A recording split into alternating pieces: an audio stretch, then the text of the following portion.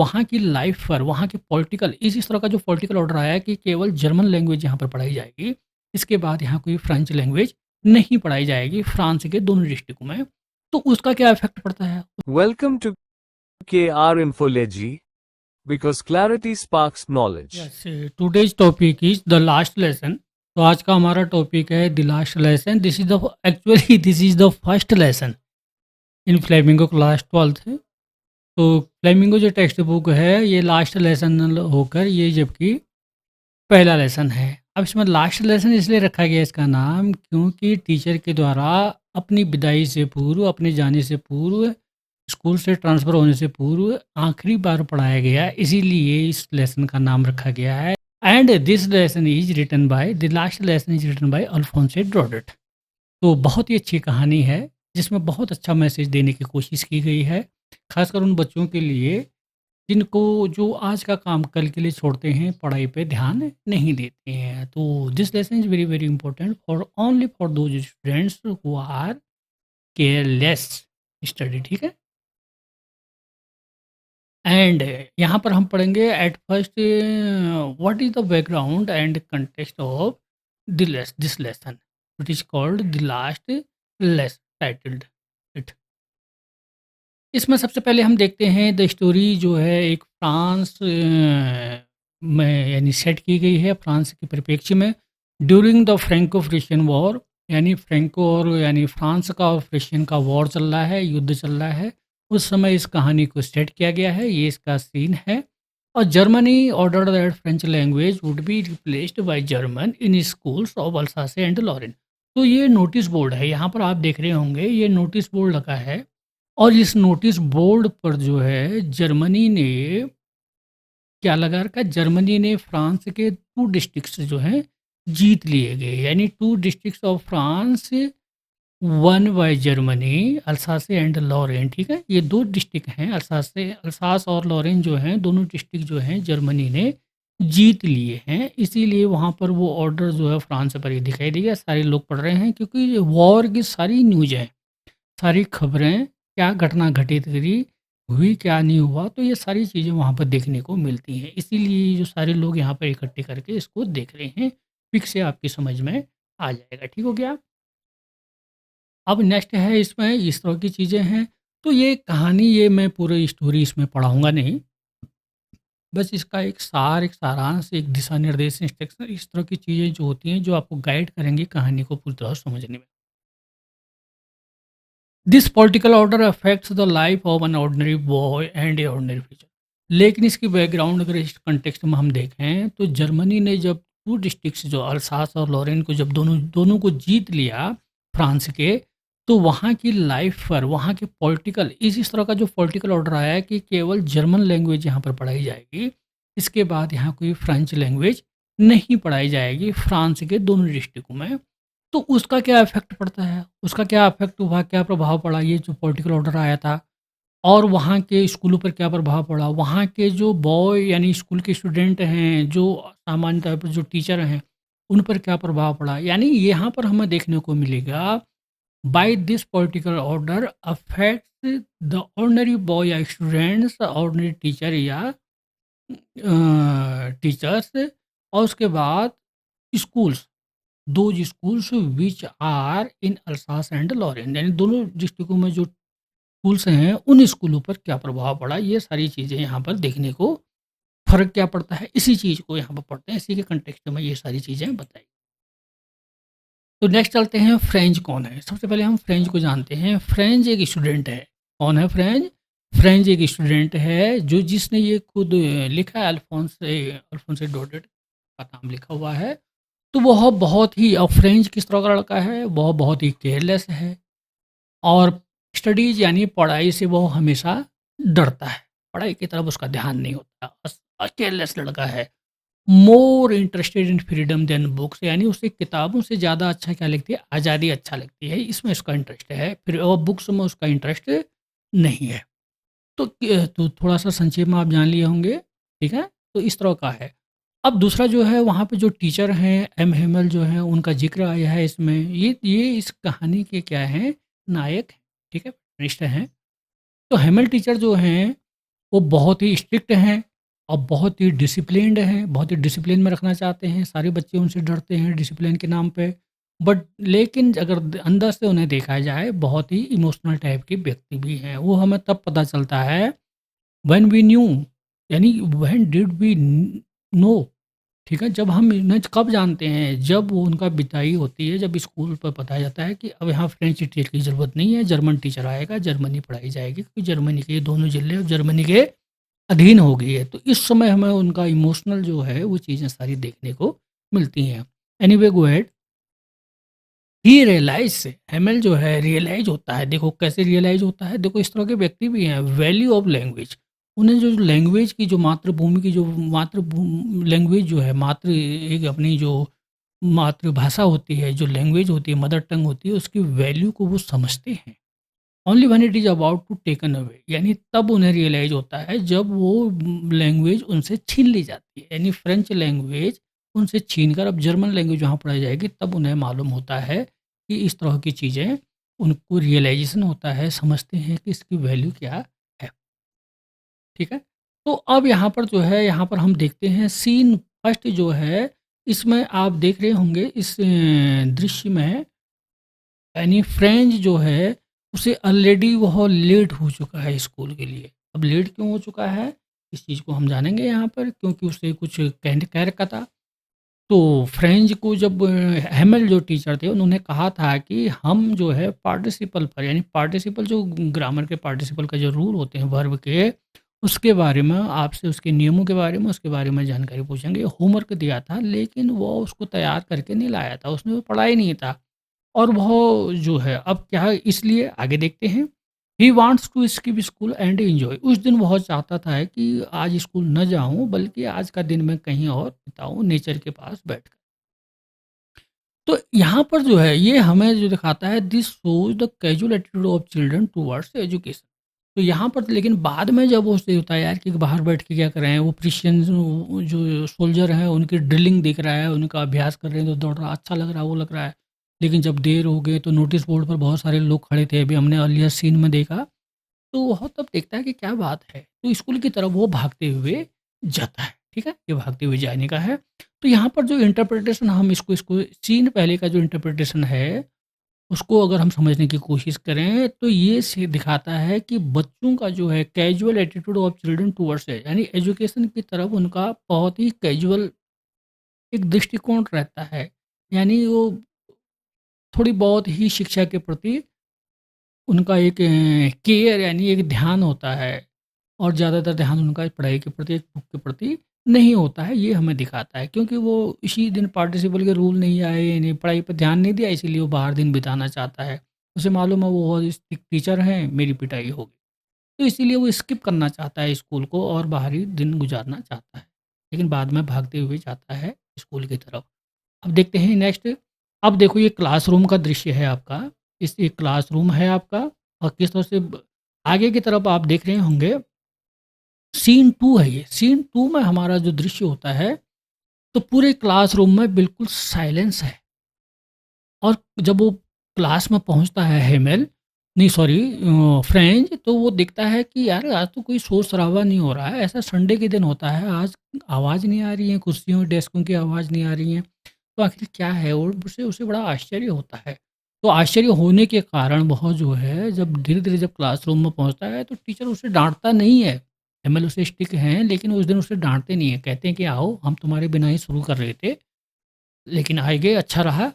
तो normally the class is noisy but today is silent. तो आज ऐसा था क्लासरूम का, आप देख ही रहे होंगे।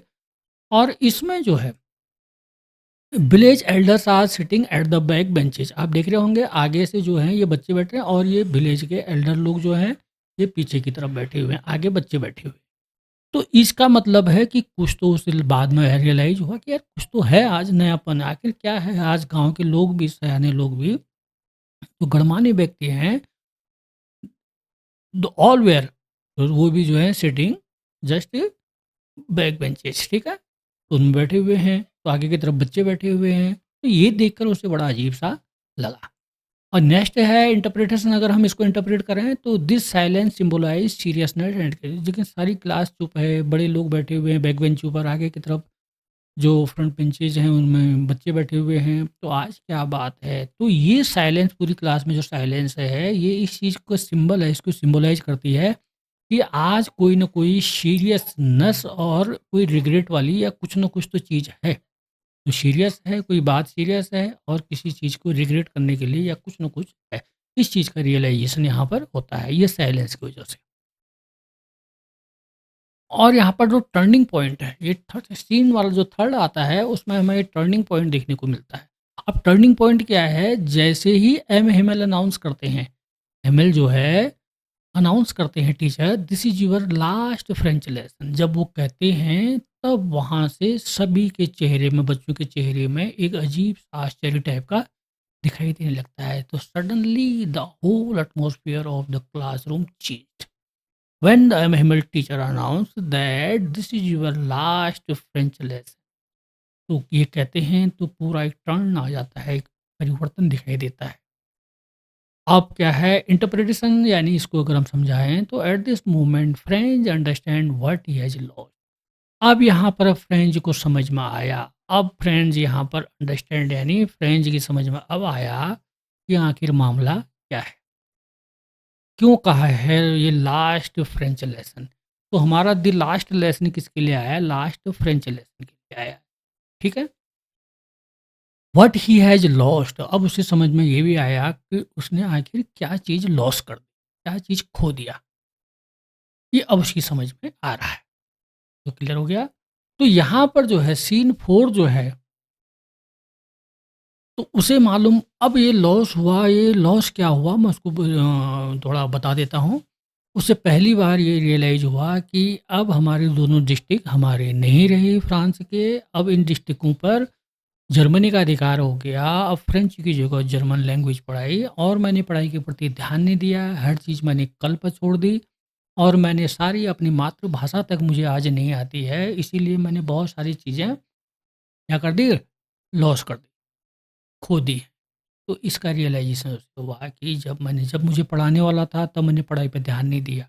आज उस चीज़ को पढ़ाने वाला कोई नहीं है। मैं अपनी मातृभाषा तक नहीं जानता क्योंकि मैंने पढ़ाई पे ध्यान नहीं दिया।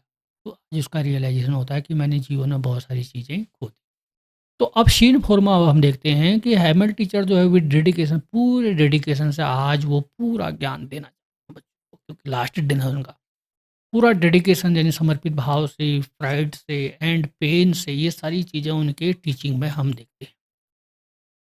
He calls French the most beautiful language in the world. तब वो कहते हैं कि फ्रेंच एक ऐसी लैंग्वेज है, दुनिया की सबसे खूबसूरत भाषा है, उस भाषा की तारीफ हर किसी को अपनी भाषा बहुत खूबसूरत लगती है। उसी भाषा में वो पला है, बड़ा है, उसी भाषा में उसने अपने सारी भावनाएँ, सारे विचार, सारी चीज़ें वो दूसरे को एक्सप्रेस कर रखी हैं, इसीलिए दुनिया की खूबसूरत कहते हैं अपनी भाषा को। हाँ, तो इंटरप्रिटेशन अगर इंटरप्रेट करें तो यहाँ से हमें पता चलता है कि language is not just a subject, it is identity. तो लैंग्वेज जो है सिर्फ़ एक सब्जेक्ट नहीं है, यानी एक विषय के रूप में हम भाषा नहीं पढ़ते हैं, बल्कि भाषा क्या है, हमारी एक आइडेंटिटी है, हमारी एक पहचान है। इस भाषा के अनुसार ही हमारे विभिन्न तौर तरीके होते हैं। इस भाषा से ही हम पहचाने जाते हैं हम कहाँ के हैं। इस भाषा से ही पहचाने जाते हैं किस तरह के लोग होंगे हम। इस भाषा से ही हमें पहचान मिलती है कि किस तरह की चीज़ें हम जानते हैं, हमारी संस्कृति कैसी है, क्या है। तो ये भाषा इसीलिए इम्पोर्टेंट होती है, ये हमारी एक पहचान है। तो नेक्स्ट जो सीन 5 है, ये अपने आप में बहुत इम्पोर्टेंट है। तो यहाँ पर वो सभी बहुत सारी चीज़ें उड़ती हैं, तो एमएमएल जो हैं, जब उनका आखिरी जब पढ़ाते-पढ़ाते उनका गला भर आता है, तो बहुत दुखी होते हैं। तो लास्ट में यानी वो ब्लैक बोर्ड में जितनी ताकत से लिखें, जितना बड़ा वो लिख सकते हैं, वाई ला फ्रांस, ठीक है? इसको लिखते हैं, जिसका मतलब होता है फ्रांस, लॉन्ग लाइव फ्रांस, यानी फ्रांस ज़िंदाबाद। तो इस चीज़ को लिखते हैं तो सारे बच्चे उनको इस तरह से देखते हैं। और यहाँ पर हम देखते हैं कि वो किस ड्रेस में आते हैं, यानी ग्रीन कोट उन्होंने पहना हुआ है, सिल्क की कैप ब्लैक वाली पहनी है। तो 40 साल की नौकरी है उनकी यहाँ पर, तो ये सारी चीज़ें आपने देखी। तो मैं भाव बता रहा हूँ, यहाँ पर ख़ास चीज़ें क्या बताई गई हैं। तो इससे इंटरप्रिटेशन हमें मिलता है these words express resistance, patriotism and silent. तो पैट्रियटिज़्म यहाँ पर जो है फ्रांस ज़िंदाबाद, इसमें उनके मन की पीड़ा, फ्रांस हमेशा ज़िंदा रहे, फ्रांस हमेशा लंबे समय तक जीवित। तो ये उनके जो वर्ड्स हैं, ये एक रेजिस्टेंस यानी एक अपना रजिस्ट होकर वो करके एक अपने आप को रेजिस्टेंस दिखाता है, पैट्रियटिज़्म दिखाता है, यानी अपना प्रेम दिखाता है देश के प्रति। और ये चुपचाप एक जो है साइलेंट चुपचाप होकर वो जर्मनी का विरोध भी यानी अपनी भाषा की यानी वो करते हुए सपोर्ट करते हुए यानी जर्मनी का विरोध भी प्रोटेस्ट भी करते हुए यहाँ पर दिखाई देते हैं। इससे ये पता चलता है। और स्टेप 5 जो है हमारा यहाँ पर इमोशनल एंड साइकोलॉजिकल। तो इमोशनली और साइकोलॉजिकल चीज़ें भी हमें यहाँ पर देखने को मिलती हैं। फ्रेंच को देखो आप ये फ्रेंच है, ये फ्रेंच है किस तरह से चुपचाप सीरियस जब उसे पता होता है कि अब यहाँ पर फ्रेंच लैंग्वेज नहीं पढ़ाई जाएगी, कल से यहाँ पर जर्मनी का टीचर आएगा, जर्मन लैंग्वेज पढ़ाई जाएगी, तब उसे रियलाइज़ होता है, बुक खोलता है, किस तरह से वो बिल्कुल सीरियस होकर इस चीज़ को देख रहा है। क्लियर हो गया? तो ये इमोशनल चीज़ें हैं, स मनोवैज्ञानिक चीज़ें हैं, साइकोलॉजिकली हमें देखने को Franz fear regret realising the value of time. तो फ्रेंच यानी एक स्टूडेंट के तौर पर ये आप लोगों के लिए भी अच्छा है। तो एक फ्रेंच यानी एक स्टूडेंट के तौर पर उसे रिग्रेट होता है, दुःख होता है, पछतावा होता है कि realising the value of time. उसने उस समय जो है टाइम की कदर नहीं की और उस समय उसने पढ़ाई पर ध्यान नहीं दिया, फ्रेंच लैंग्वेज सीखने पर ध्यान नहीं दिया, पढ़ाई को बोझ समझा। तो इसीलिए आज ऐसा समय आ गया, उस समय की उसने कीमत नहीं की, यानी कि वैल्यू नहीं की। तो इसीलिए फ्रेंच को अब पछतावा हो रहा है, रिग्रेट हो रहा है। और दूसरा पॉइंट है इसमें पैट्रियटिज्म। यहाँ पर हम देखते हैं पैट्रियटिज्म में देशभक्ति, love for language and nation. यानी अगर आप देश की भाषा से प्रेम करेंगे तो इसका मतलब आप अपने देश से प्रेम कर रहे हैं। आप अपने देश की हर चीज़ों से, क्योंकि भाषा भी देश की है, वही भाषा तो है जो आपस में एक दूसरे को बातें कही जाती हैं, एक्सप्रेस की जाती हैं अपनी थॉट्स को, जिससे वो पहचान है आपकी। और नेक्स्ट है the deepest pain is not punishment, it is realisation. जब आपको अपनी भाषा को छोड़ने, भाषा से बिछड़ने का जब दर्द होता है, तो वहाँ पर जो है आपको ये पनिशमेंट नहीं है, बल्कि ये सज़ा नहीं है, बल्कि आपको रियलाइज़ होता है कि आपकी भाषा आपसे छीनी गई, तो आपकी पहचान भी आपसे छीनी गई, आपकी संस्कृति भी आपसे छीनी गई। क्योंकि जब अंग्रेज़ों ने भी शासन किया था, तो उन्होंने सबसे पहले यहाँ की भाषा पर चोट किया। तो उससे जो होता है अपनी संस्कृति, पहनावा, खान-पान, रहन-सहन, ये सारी चीज़ें चेंज होने लगती है, फिर दूसरी भाषा के अनुसार दूसरे के हिसाब से आने लगती है। अब स्टेप 9 में आप देखें मैसेज क्या मिलता है इससे। इससे मैसेज हमें मिलता है this is story teach us A timeless lesson. यानी ये हमें ये बताती है कि टाइमलेस लेसन माने एक हमेशा एक ऐसी शिक्षा देती है, एक ऐसा लेसन देती है जो हमेशा यानी जिसका कोई टाइम मतलब हमेशा रहता है, कोई टाइम फिक्स नहीं है, हमेशा टाइमलेस है, जो हमेशा हमें शिक्षा देती है, ठीक है? कि हमें हमेशा पढ़ाई पर ध्यान नहीं देना देना चाहिए, समय की कदर करनी चाहिए कि उस समय जो चीज़ें हमें मिल रही हैं, हमें उसकी तरफ ध्यान देना चाहिए क्योंकि वो समय दोबारा लौट के नहीं आता। और we value things only when they are about to taken away. तो हम उस चीज़ की वैल्यू यानी किसी चीज़ की वैल्यू हम तभी करते हैं, जब वो चीज़ें हमसे टेकन अवे हो जाती हैं यानी हमसे छीन ली जाती हैं। तो किसी का महत्व, किसी व्यक्ति का महत्व, किसी दोस्त का महत्व, किसी बुक का महत्व, किसी नॉलेज का, किसी भाषा का, किसी भी चीज़ का महत्व तब हम नहीं समझते हैं, तब हम उसका महत्व समझते हैं जब वो हमारे पास नहीं रहती या हमसे छीन ली जाती हैं या हमसे खो जाती हैं और हमसे बिछुड़ जाती हैं, तब हम उसका महत्व समझते हैं। तो ये चीज़ हमें दिखाता है। Education and language should never be taken lightly. तो यहाँ पर ये तीसरा जो पॉइंट है एजुकेशन, या चाहे वो एजुकेशन हो चाहे लैंग्वेज हो, भाषा हो, should never be taken lightly. इसको बड़े आसानी से हम किसी से छीन नहीं सकते, बल्कि ये लंबे समय तक रहती हैं। आप कितनी भी ज़ोर-ज़बरदस्ती करेंगे, ये सारी चीज़ें होती हैं। जैसे जो जहाँ का, जिस देश का या जिस राज्य का, जिस क्षेत्र का निवासी होता है, उस लैंग्वेज से हमें उसकी बहुत सारी चीज़ें पता चलती हैं। आप उसको बदलने में, उसको अगर बाहर भी रह रहा होगा तो दूसरे